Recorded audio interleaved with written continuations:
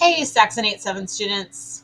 Um, this is lesson 7, lines and angles. This is on page 38, 39 that I'm starting in your book. All right, let's start with um, what is the three-dimensional world called space?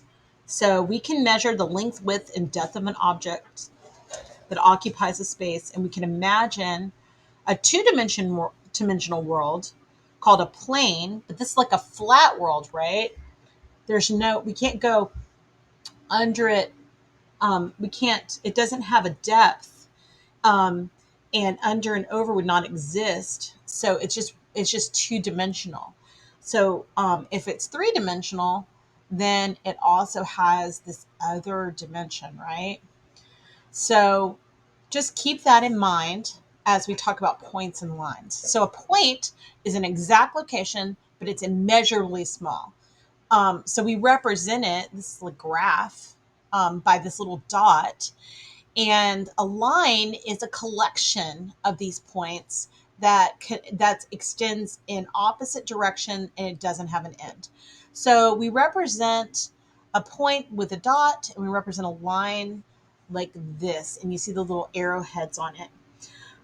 We identify lines by naming 2 points on the line in either order. So if I have a line and I name 2 points on it and we name them with letters, so say we have point A and point B, the way I would name that line is either by line AB or I could name it line BA. Um, they can also so you can refer to it by this abbreviation, or you could simply say line AB or line BA. Okay. Now a segment, and you guys should be writing this down. I'll shrink this down a little bit, but you should be making notes about this so that you can remember for later. A segment is a part of a line. So if this is the line, these arrowheads indicate infinity. These 2 points, let's call them X and Y, indicate just a segment of the line or a part of the line. So a part of a line would be written by saying the length of segment AB. We could say that whole thing. Or by writing the measure of segment AB. And you see that my little line on top of here does not have any endpoint, doesn't have any arrowheads. Or we can also just write the letters AB without any overbar. We can write AB or BA, and that would refer to just that segment. Okay, so a segment has a specific length. We could refer to the length of the segment by writing measure of segment AB or by writing the AB or BA. And we'll use this notation in the figure that I'm about to draw to show something else. Okay, so here's a segment. So the big segment is segment AC, but you notice we have another point B. So we could say that segment AB, so that's from here to here, plus segment BC, that's from here to here, is equal to segment AC. Do you see that? All right, so we can also write it like this: the measure of AB, of segment AB, plus the measure of segment BC is equal to the measure of segment AC. All right, so let's look at the first example. Use symbols to name a line, two rays, and a segment in the figure at right. Okay, so we have a line, which is indicated by those arrowheads. We have 2 points, point A and point B, and we have to name a line from this. So we could name it either line AB, like that, or we could name it line BA. Now, a ray from this would just be starting with a point and then going to infinity, right? Or starting with this point and going this way to infinity. So we could say, oh, the ray, the starting point, and then where it goes on forever is a B, and then we would put a starting point with an arrowhead. Or we could say BA, also a ray. Okay. Um, okay, so let's look at example 2 in the figure below. AB is 3 centimeters and AC is 7 centimeters. Now I'm down at the bottom of page 39 on example 2. So AB is 3 centimeters and AC is 7 centimeters. So I have my line and then I have my segments, point A, point B, point C. All right, so let's look at this. I've got we have a segment AB from here to here. That is 3 centimeters. And then we have a segment AC, which is here to here, which is 7 centimeters. And we're trying to find the missing segment. So that's going to be BC from here to here. So this is just a math problem, right? So we know that the big part is 7 and the smaller part, this pink part, is 3. So we're just going to find the difference between those two. And then we see that segment BC is going to be equal to 4 centimeters. All right, turn the page. Let's look at page 40. We're going to look at planes, okay? A plane is a flat surface that extends without end. It has 2 dimensions, a length and a width. A desktop occupies a part of a plane. If two lines in the same plane either cross once or they do not cross at all. So if we have a plane, so use your imagination. If I have a line, it's either going to cross like these 2 blue parts do, or they're never, ever, ever, ever going to meet like my green ones do. Now, my green ones are parallel. That means that they're equal distance apart in every single place where they're running. So for infinity, they are equal distance apart from each other. They run like train tracks and they will never, ever meet. Whereas my blue lines, they intersect in one particular point. Okay. So if you look in your book on page 40, you see that we have line AB and line CD, which intersect at point M. And then we have line QR, which is parallel to line ST, and they are never, ever going to intersect. All right, lines that are perpendicular to each other form right angles. They form a square corner. So you can see that in the example in the book. We're imagining that my lines are very straight and that they're forming right angles. That means this is a 90-degree angle, and this is a 90-degree angle, and this is a 90-degree angle, and this is a 90-degree angle. Okay, so the line MN, so M and N, is perpendicular to line PQ. Okay. Lines in a plane that are neither parallel nor perpendicular are oblique. In our figure showing intersecting lines, AB and CD are oblique. So our first example here, you see how these lines intersect in one point. They don't form right angles, and they're not parallel to each other. So these lines are oblique lines.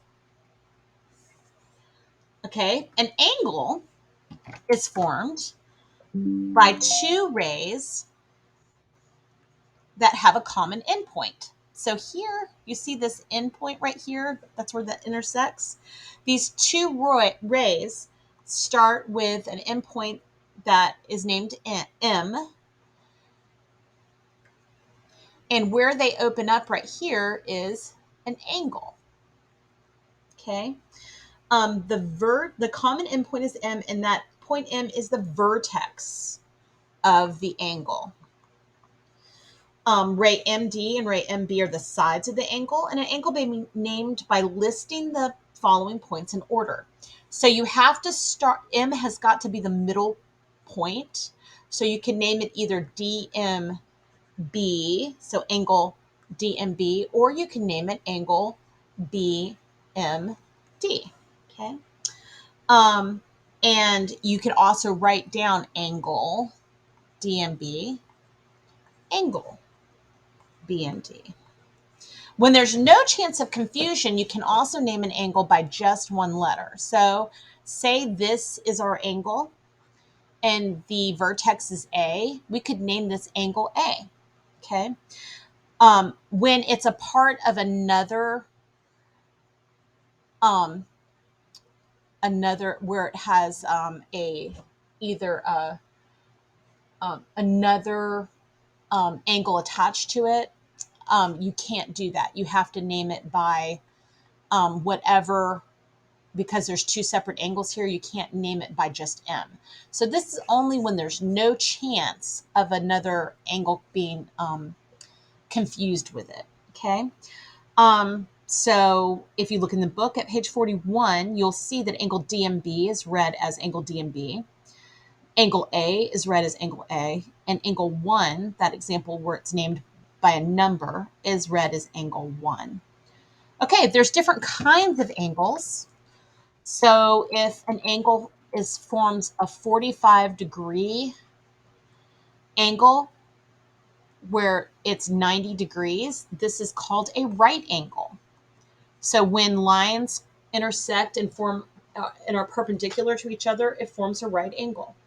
An acute angle is an angle that is less than 90 degrees. So acute, less than 90. And you can also think of it as a cute little angle, if that will help you remember that acute is less than, okay? A straight angle is two 90-degree angles. So if we put a little dotted line right here, that's perpendicular to this line. This would be 90 degrees and this would be 90 degrees.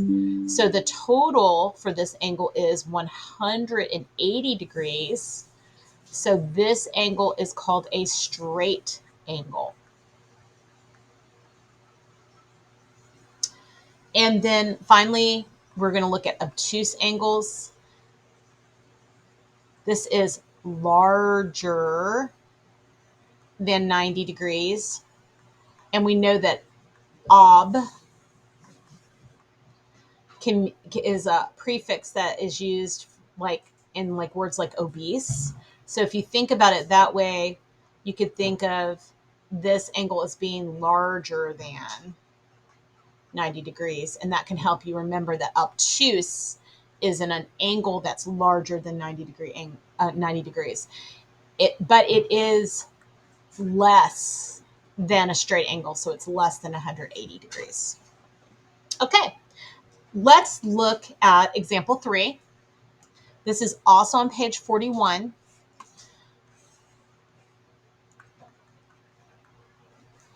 Which line is parallel to line AB?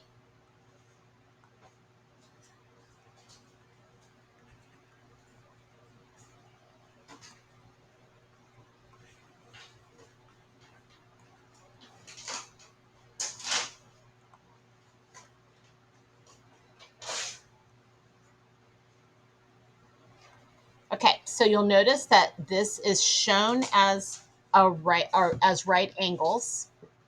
So this means that this line is perpendicular to these other two lines. Okay.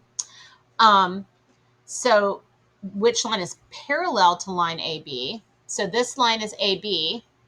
So line CD is, or you can also name it DC, is parallel to line AB. Okay, that's the correct answer for that. And which line is perpendicular to AB? Well, the line that crosses it and forms the right angles, line BD or line DB, it's two ways to name it. Line BD or DB is perpendicular. Okay, so this is parallel and this is perpendicular.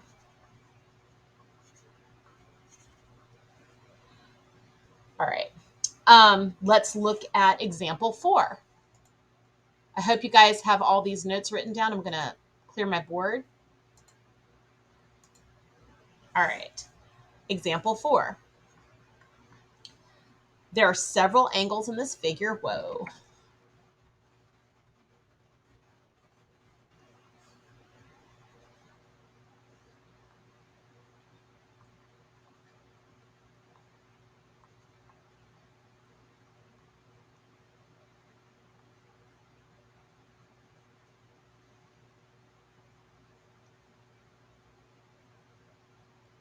Okay, so we have a 90-degree angle right here.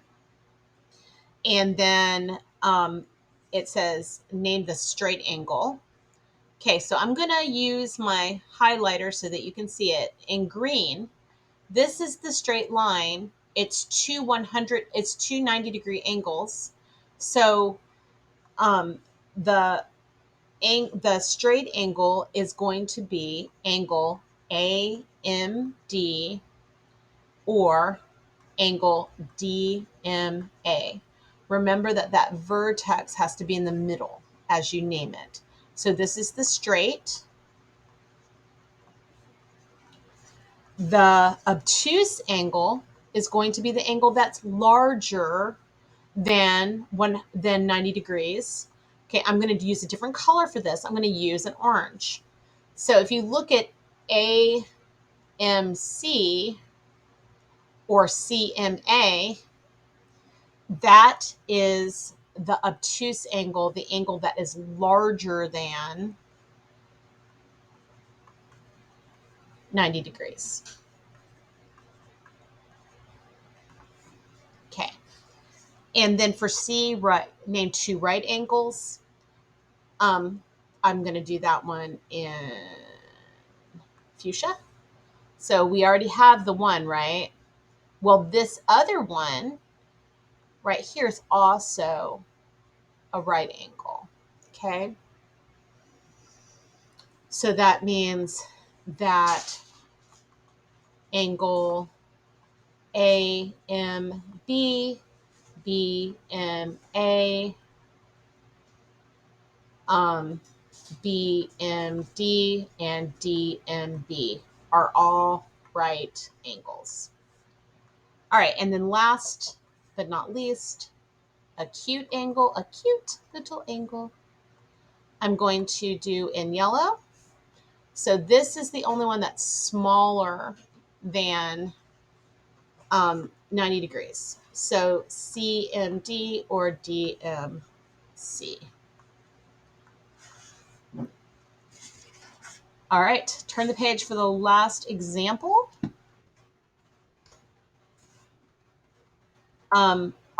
When we have an object aligned with the force of gravity as anything that's aligned with the force of gravity is vertical, and objects aligned with horizon are horizontal. So if I'm looking straight on, up and down, that's considered vertical, and left to right, horizontal. So if you look horizontal, okay.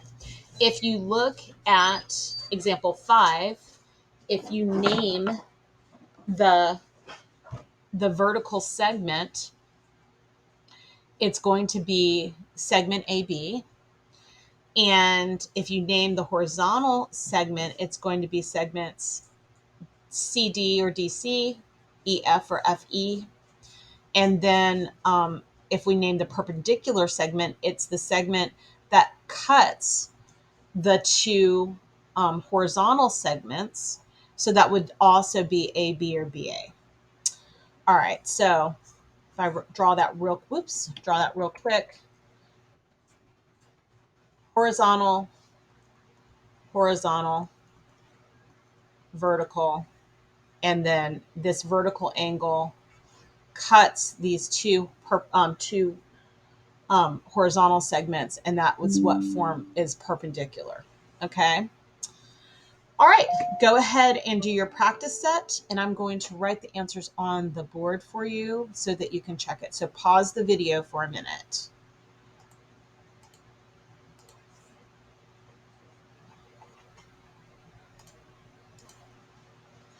Okay, here are the answers to the lesson practice problems.